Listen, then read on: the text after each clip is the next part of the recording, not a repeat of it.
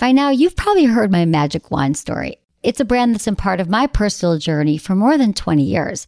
But no matter how many times I sing Magic Wand's praises, I'll never be able to fully capture the story of this incredible brand. Well, now journalist and author Kate Sloan just completed a limited audio series documenting the history and impact that Magic Wand has created over the last 56 years.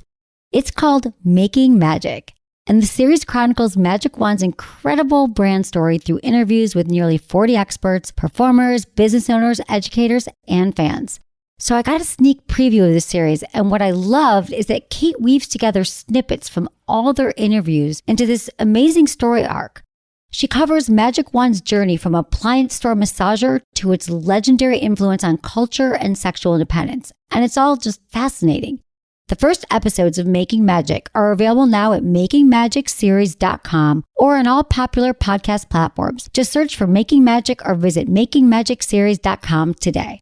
Thanks for listening to Sex with Emily. On today's show, I'm answering emails and giving you some insight to your sex and relationship quandaries. Topics include food for sex thought, the foods that could make or break your sex drive. Is your partner bad for you or just bad at relationships? And getting past your partner's self-love habits. All this and more. Thanks for listening.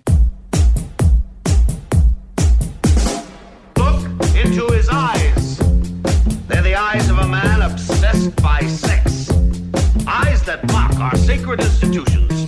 Bedroom eyes, they call them in a bygone day. Hey, Emily, you got a boyfriend? Because my man E here, he just got his heart broken. He thinks you're kind of cute. A girl's got to have her standards. Oh, my. Do women know about shrinkage? Isn't it common knowledge? What do you mean, like laundry? It shrinks? Can we not talk about sex so much? Are you kidding me? Oh my God, it feels so good. Being bad feels pretty good. But you know, Emily's not the kind of girl you just play with. You're listening to Sex with Emily. We're talking about sex, relationships, and everything in between. For more information, go to sexwithemily.com. Check out all the good stuff happening there. You can follow us on social media everywhere at Sex with Emily. So today's show, I wanted to open up with an email that we got from a listener. And you guys know I love hearing from all of you. I love getting your questions and I love getting your feedback. And I always say to you guys, like, so what have you learned? Or tell me what happens with your situation. And I always want to know, right? I just want to read this to you because it really touched me and my team when we read this. And it just made me realize it's going to probably inspire you to know that actually our sex lives can constantly be expanding. Wherever we are now is not where we have to stay. And so this is from a listener, and I just think you're going to be able to see how things can get better no matter what's going on. So this is from Abby. Dear Emily, I found your podcast at what I would consider the lowest part of my life. I just got out of an emotionally and physically abusive relationship. My view on sex was tainted. My opinion of men was lower than low. And my self-esteem was crushed. Through your strong words of encouragement, I was not only able to pick myself up, but I went to therapy, as you often suggest. Since then, every day I wake up with a burning passion to set and accomplish goals. I'm always finding the positive lesson in every situation, and my communication skills are far superior to what I ever could have imagined.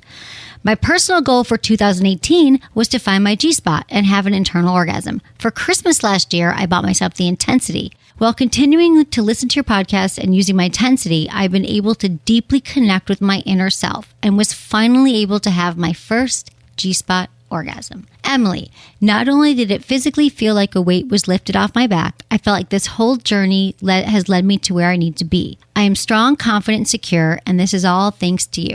Thank you for everything you do. I write this with tears in my eyes. I hope you know the positive impact you make on this world. Forever grateful, Abby, 25 in Kansas. And now this gives me tears in my eyes. So when I read this, I just thought, God, this is, I'm in here doing the show and I know a lot of people are listening, but it makes me feel so good that she could have this kind of transformation and share it. And I'm so glad, Abby, that you did. And I'm so happy to be a part of your journey and that I could be there lending support, even from so many miles away. That's kind of the magic of podcasts, which I love, that it can reach people everywhere. Like really no one's excluded from this journey and from joining in with the Sex with Emily family to kind of figure out where you want to go and what's possible for your sex life. So I was just really inspired by that and touched. And thank you for sharing that with me. And I hope you all know that if you've been looking for your G-spot, it can happen. If you've been looking for better sex or to strengthen your relationship, Whatever it is possible. Anything's actually possible when you get your heart and mindset on what you really want to happen sexually. Anything can happen. So thank you. Okay, let's get into some sex in the news. Here's some foods to boost your sex drive and a few that kill it. Since we get asked about sex drives all the time because it's so goddamn confusing, why am I turned on one day and the next day I'm not? Just know first, before I get into these foods thing, it doesn't mean if you pound a bunch of walnuts, you're all of a sudden going to be turned on all the time. It's not about that. It's really the basic understanding that your sex drive changes. It really does. Like certain times a month, especially for women, we're more into it than others. So there's a lot of factors. But here are some foods that could have an impact on your sex drive. Because I know that when you don't have a lot of sexual desire, it can mean a lot of stress in your relationship. And you know that good nutrition helps with better sex across the board. But here's specific foods, right? So here are some foods, lesser known foods that you could snack on to help with your libido, and as well as some that might kill your sexual appetite. You guys, again, not going to kill it forever, but just keep this in mind. Walnuts. So walnuts, and I've been hearing this from like my naturopath, and everyone keeps talking about goddamn walnuts. I'm not even a huge fan of walnuts, but walnuts are like the new like kale nut. I swear to God, they're like everyone's talking about them. So they've been proven to reduce migraines and fight cancer-causing free radicals. And according to a naturopathic physician, walnuts and pistachios recharge the human libido and enhance sexual appetite. Wow, I eat like a pound of pistachios a day. Not a day, but like a week when I was in Greece, and I was also in Greece, but hey, it did impact my libido. So there you go. The other thing about quality fat foods, and it increases estrogen levels in women. So this is a big thing lately, you guys. I'm telling you, something about the hormones are still very much a mystery to many medical professionals. And it controls so much of what we feel and experience, especially our sex drive. So estrogen, which quality fat foods increase estrogen, and estrogen enhances feelings of intimacy, bolsters overall well-being, and you might be more receptive to your partner. It's also a good source of healthy fats. So think about these estrogen-building foods and healthy fats. Next one is berries. Berries can enhance libido, and also blackberries, raspberries, and strawberries can help with your sexual endurance and your libido. They have significant levels of zinc, which is essential for sexual desire in men and women. And also, you guys, guess what? High zinc consumption has a link to increase testosterone levels and sperm production, right? Who knows? It can't hurt, right? Who doesn't like a berry now and then? Broccoli. Who ever hated broccoli? Like one day, well, since everything's bad for you, you can just imagine that broccoli's terrible. But no, broccoli's also good for your sex drive. Vitamin C aids in overall circulation, improved blood flow. And then ginger. Omega-3s, ginger, garlic, and chili all contain a compound which relaxes and loosens blood vessels and slightly thins blood itself and get the blood flowing in all the places you want it to. And we did a great show with Max Lugavere, who wrote a book called Genius Foods. He was on a few months ago, and he talks a ton about eggs. I mean, eggs are definitely making a comeback. It used to be don't eat the whites or just eat the yellows or don't eat the yellows, the whole thing. But eggs, it turned out, are super, super nutritious, and they're great for our minds and our bodies. So it says here that eggs have L-arginine, which helps to alleviate erectile dysfunction, and high levels of B5 and B6, which balance hormone levels in women. I love a good egg. I'm having like 2 eggs a day, and it feels good. You don't get hungry. Eggs are great for the morning. I'm telling you, I know you all know that. Eggs have been around forever, but it is a great way to start your day. Foods that kill your sex drive. This should be no surprise to you, except for one's kind of strange here. Processed foods and refined carbohydrates, not great for you. So wheat, grains, all that stuff, not great for that. Diet, fizzy drinks, and the artificial sweeteners, which is a bummer, like even Diet Coke, aspartame, that all reduces serotonin levels, which is happening in our brain, and then you'll feel less content and less likely to want to have sex.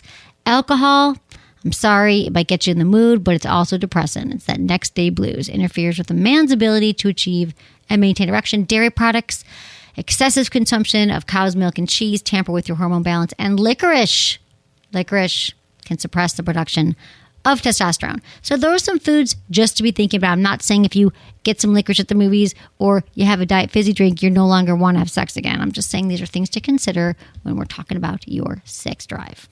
So this next article, how to know if your partner is just bad at relationships or just bad person. Like, and here's what I realized is that, and we've all done this, people. I'm sure people have said this about me in the past. It's really easy to say, well, this person's not relationship material, or, they just keep forgetting dates that you make and they flake out on you and they give you excuses and they're just not leading. They don't seem like great contenders as a partner. But the truth is, we struggle with so many relationships. Being good at a relationship is something that takes time and learning. So I don't know anybody, I would be suspicious of somebody who's just always great at relationships, having never been in one. Now, you could have kind skills. You could be a good person and you're good to your neighbors and your friends and your family. But learning how to communicate and navigate a relationship actually takes being in a relationship with a quality partner and someone who also wants to learn along with you. So I thought some of these examples here might make you think, oh, you know what? Maybe my partner isn't so bad after all. We just need to learn some things together. First one is their definition of intimacy is sex. Now, I think this is very, very common. A lot of people think, well, we had sex, so therefore we've been close and we should feel intimate. But emotional intimacy, that's a whole nother thing. The emotional part of being vulnerable with someone and really being able to talk about your deep, darkest feelings and being able to, that's what we're talking about here. And your partner might seem like they're bad at it because they've never been taught how a good relationship looks and feels. And I can tell you, coming from a family of divorce, my parents got divorced when I was 8. They each got remarried 3 times. I had 4 different step-parents. I couldn't have told you what a healthy family life looked like. No, I knew I was loved by my parents and I had support, but I couldn't say to you, this is what a healthy relationship. So that takes learning, and that's just my scenario. So look at the person you're dating. They literally might just not know, which is sort of an aha moment, right? The other point is, if your partner is genuinely sorry when they forget important dates, like maybe they forget your anniversary, or they don't give you something when they get back from a business trip, or they forget to ask about how your big meeting went, and you might just be like, they don't care, they're out of town, they don't think of me, out of sight, out of mind. But that is not always the case. And you can kind of tell the difference between a bad partner from someone who's just bad at relationships by figuring out their actions. If their intent, was to remember or was to bring you something, but they just forgot. They just thought, I'm out there and I'm busy and I wasn't thinking, and you can tell that they're hurt by it and they want to improve. You just might need to be patient and remind them. There's a lot in relationship that's kind of behavioral modification. So maybe you just said, yeah, that kind of hurt my feelings. So maybe next time when you go away, you'll remember. And then there's nothing wrong with planting the seed again. When they're leaving on a trip, you could say, God, I can't wait to see what you get me this time. Then they remember, oh God, it's really important to get, my partner a trinket when I go away. Or don't forget about our dinner on Thursday. If you remind 6 times, if they care about you, they really want to learn as well. And the partners who just say, oh yeah, I don't know, that wasn't important to me, then you're going to know that those are actually the ones that aren't great at relationships. But the ones that aren't great yet, you're going to tell that they're receptive and open to learning. Because most of the time our partners want to please us. They really do. Okay, the other one is they have a lot going on in their life and relationship, and the relationship feels like it's less of a priority. Learning to be an adult and to have a full-on job, a career, and a relationship is so not easy. Just learning to be single, living on your own, pay your bills, all these things, and then you have a relationship. No one teaches that. So it can be just a challenge for people juggling a relationship with work and other obligations that they might just not take the time to nurture the romantic relationship simply because they don't know how and they don't have the experience. So I think it's okay to let them know that this is how it's done. It's important for me that we set aside Saturday nights, or we have these certain amount of hours a week, and it's all in negotiation. And then they're like, okay, I see, I can work around that. So really, rather than jumping to assumptions about what it means when your partner isn't available, you might just need to show them the best way to work it into their lives. I also know personally, I was kind of that person that I would date a lot of people. When I was dating people, I had many boyfriends say to me, it seems like you don't prioritize the relationship, or you don't prioritize us. And I didn't know how, because I did always choose work and my own survival, because I had to survive over the relationship. And I didn't quite understand how to do both. Now I understand that. I understand that way more now. Finally, guys, just remember this.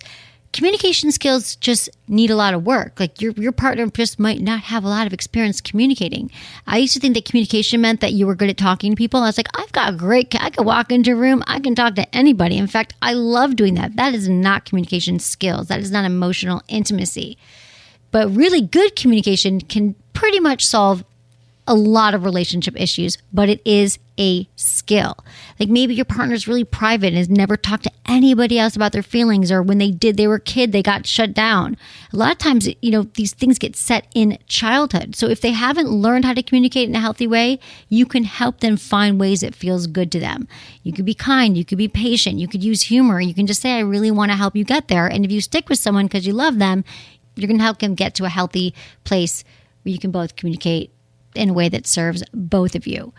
So just to be clear at the end here, there is a difference between someone who doesn't know how to be in a relationship and someone who's actually toxic. I think after these points, you're going to be able to spot the difference. Awesome. Okay, guys. Now I'm excited because I'm going to take a quick break. Thank you for supporting my sponsors. And when I come back, I get to answer your emails. Yay. We'll be right back.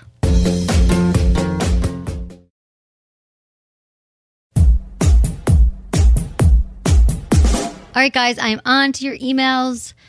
I love hearing from you. You can text Ask Emily, all one word, to 797979, or you can go to sexwithemily.com, click the Ask Emily tab, include your name, your age, where you live, and how you listen to the show. And if you want to be included in one of our call shows, just check the yes box and we will call you. I love those shows. I want to talk to you. Include your name, your age, where you live, and how you listen to the show.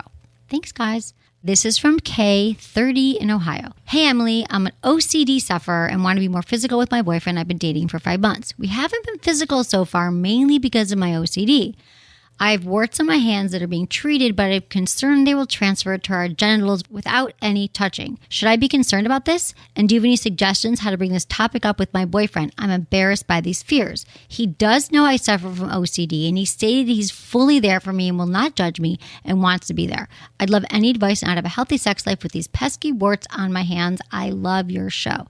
Here's the thing, Kay, there's two things going on here. So there's OCD, which is, you're going to obsess about many things that happen that will cause you to go into the obsessive compulsive mode of thinking. And that definitely makes life more challenging. And so, I think therapy is great for OCD. It can be really hard to connect. There are also some medications that are just kind of great at stopping that cycle in your brain, because I know how hard it can be to stop on your own. Here's the thing about the warts. It really depends. If you're being treated for your hand warts, they're going to go away quickly and you're going to have a healthy, normal sex life. But also most hand warts, I'm saying really good chance they will not transfer to your genitals. And I'm not sure if you already know that or you're just more concerned because you're obsessing about it, even though you know that they're not going to transfer. So what I think is you could just wait and not have sex right now without hands touching and just do other things like use your mouth. He could use his mouth on you. He could use his hands. You could use some barriers, like you could use like dental dams or condoms and all that. But there's really not a problem here for them transferring. So you got to just bring up the OCD again. I understand that he says he's fully there for you, and I'm sure he really is, but a lot of people don't understand what it looks like until they have OCD. So I think what would be helpful for you is if you walk him through what you're actually feeling and experiencing. Like right now I'm thinking this, because then he can be someone there for you to support you and say, babe, no need to worry about this. We're okay, and kind of bring you back to the moment. I don't know how severe your OCD is, but I think fully just showing him what that's like and what happens in your mind would be helpful. I also think, like I said, getting treatment for it if you're not already. And then also there's really not a lot of concern. You don't really have to worry about the warts, but if you want to take precautions, you guys could do mutual masturbation. You could watch porn together. You could still be intimate without physical touching until you feel safe that the warts are gone.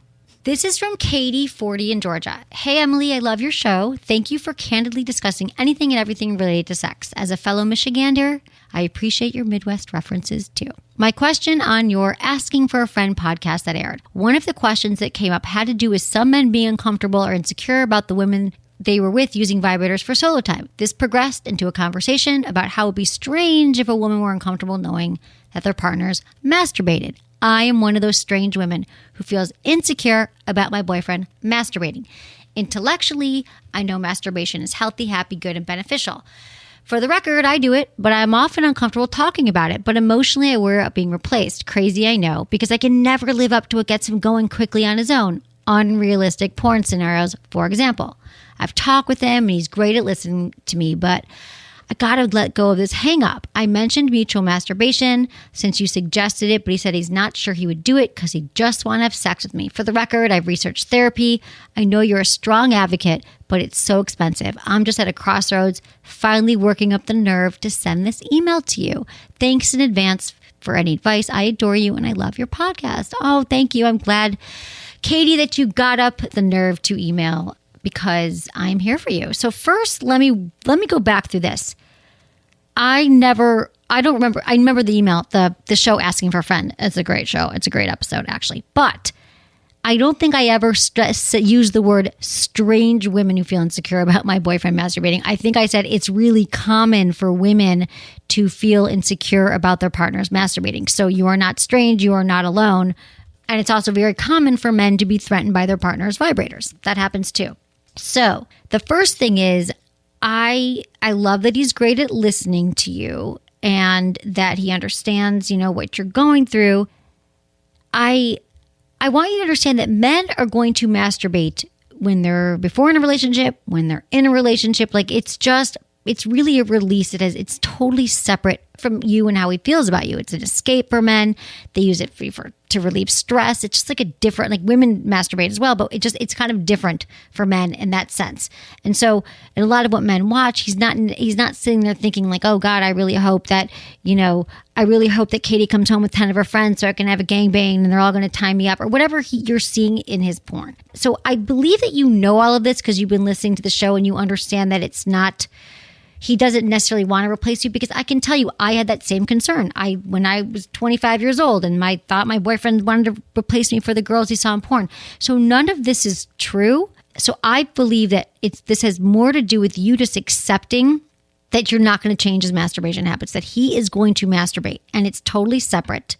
And so it's really about you letting go of these fears and worries about masturbation. And I know we're both from Michigan, and in many parts of Michigan, it's not the most liberal, open place. So I'm wondering if you're hearing certain things from childhood telling you not to talk about sex, that masturbation is wrong, that you shouldn't masturbate, that you're going to go blind or whatever you learned because you don't feel comfortable talking about your masturbation to your partner.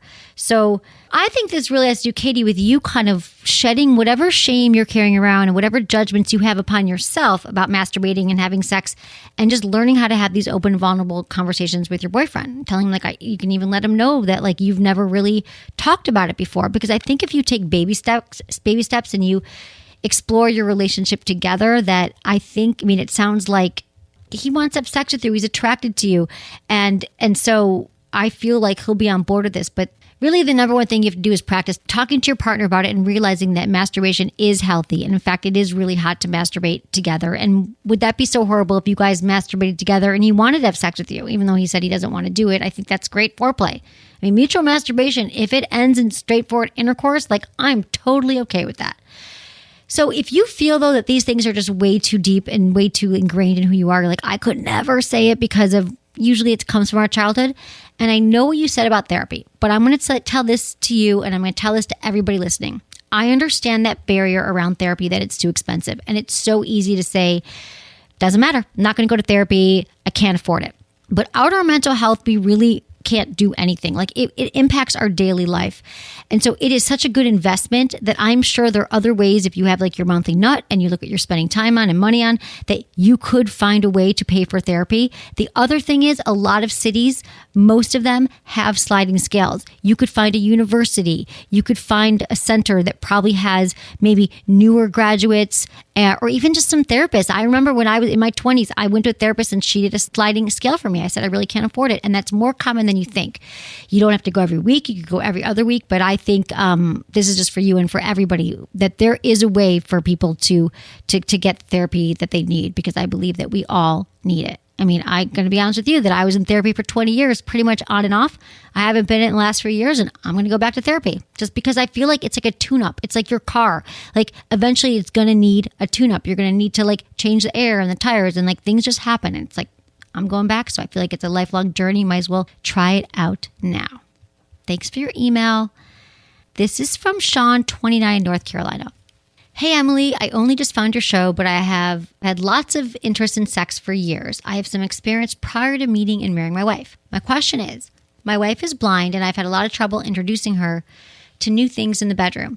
She has trouble letting go and enjoying it. Often when we make love, afterwards, she's almost immediately talking about something else, non-sex related. Whereas I would like to talk about the sex, either how it was or what we could do, or just ideas about exploration. I have a lot more questions, but was wondering what advice you have about blind partners and sex and libido.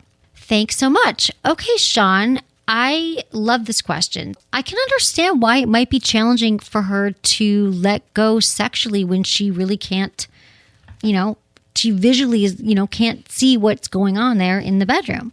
But here's the thing about being blind and having sex is that I always talk about when one sense is taken away, during sex, like if you're doing some like light bondage or BDSM, you put a blindfold on and all the other senses become heightened. I have a sense that your wife, could have a lot of other, sensitivity in parts of her body that maybe you didn't even know about. So I feel like she has great potential, a great capacity to feel so much pleasure.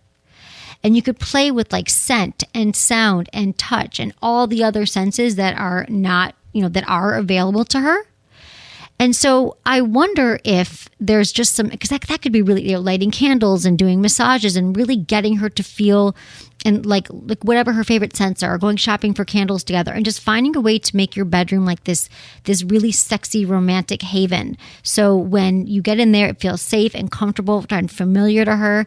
And you guys can kind of create this world and this sex life together. And so it might mean that she just doesn't have a lot of experience.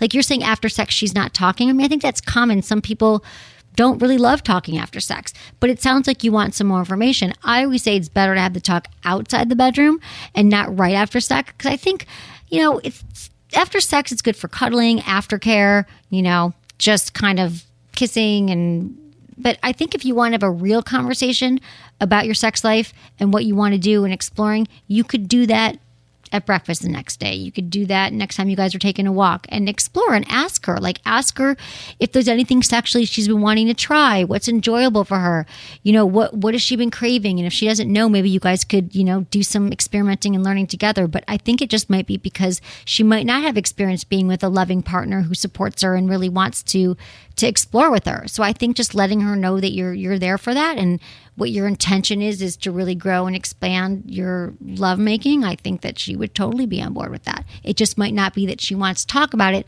right after sex. So I think you're going to be able to get what you want here, no matter what, Sean. Just some good old-fashioned talking. This is from S22 in Ohio. Hey, Emily, I'm a new listener after my boyfriend turned me on to the show, and I really enjoyed it so far. I listened to a recent episode that regarded things you should discuss after a year with your partner, and one struck me in particular. It's bothered me since the beginning, but my boyfriend still talks to his ex and always gives me the excuse that he still cares for her and doesn't want to hurt her by cutting her off completely. It infuriates me to no end.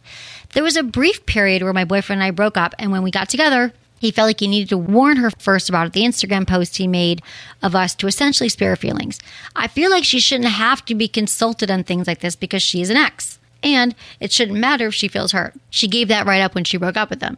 He also thinks she cheated on him when they were together. So to me, it doesn't make sense for him to spare her feelings. I guess I'm just curious if I seem like a psycho for being upset about this. Thanks for any advice you can offer.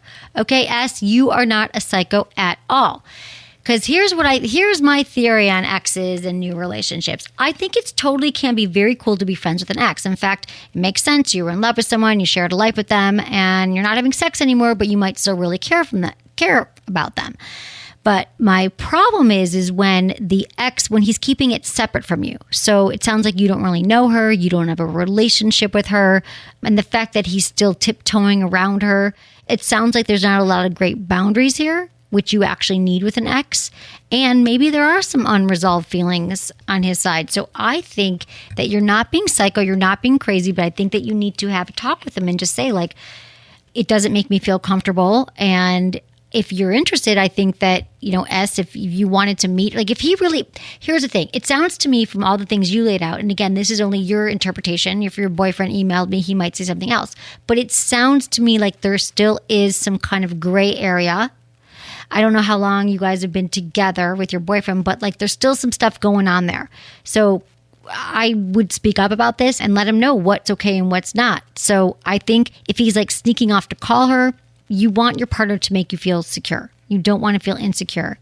And I think it's okay to tell him that, that he's in a relationship now with you, and that I think that you can ask him, like, it seems to me like there still might be some stuff going on here, and I support you in finding love or doing whatever you need to do, but it doesn't feel right as your girlfriend to have you, because it's sneaky, and it's not, he's not being honest with you, it sounds like. And so to me, again, the best ex scenario is when you have an ex that you're truly friends with. Like, I don't think they've crossed the line to being like truly friends. Like, my ex and my boyfriend now, we all hang out, and there's really no issues. Like, it wasn't right away. It doesn't happen after 6 months, but it can happen after a year or two. So it doesn't sound like they're there. You're totally fine. You're not being naggy. And if he really loves you, wants to be in this relationship and respects boundaries, he will cut ties with her. He'll realize that it's hurting you this much and making you feel this way, and he's going to want to make some changes in his behavior. That's what I think. Okay, and this is from Aaron in Tennessee. 27. Hey, Emily, I'm a new listener and I enjoy the show. My wife, also 27, and I have sex together about 4 times a week, and she's on the pill. Since we've been together, we've been having unprotected sex, and we've been together 9 years and married 2. She loves it when I finish inside her, which of course I love too. My question is, if we're regularly doing that, would it upset her vaginal health? She uses the bathroom right after, and we shower together before we have sex, but sometimes her vagina doesn't taste the same or as good as other nights. She's never used a douche, and from what we read before, it just irritates the vaginal pH balance. Thanks for your help. Yes, you are so right, Aaron. I love a man who takes interest in the woman's vagina and what's going on. You're right. It does. Douching is a thing of the past, from the 80s, the 70s. You should not douche. Here's the thing about semen, though. Semen can alter the pH balance of the vagina and change its smell. Immediately, it does that. And then some of it drips out, and some might stay inside of her and change the scent. Typically, that is temporary. So I don't know if you're going down on her right after, or maybe it's even the next morning. That can happen. Semen will do that. pH balance can also change and be altered on your certain foods that you eat, certain times a month for women, hormones. If she's using a new bath product, that could be irritating her.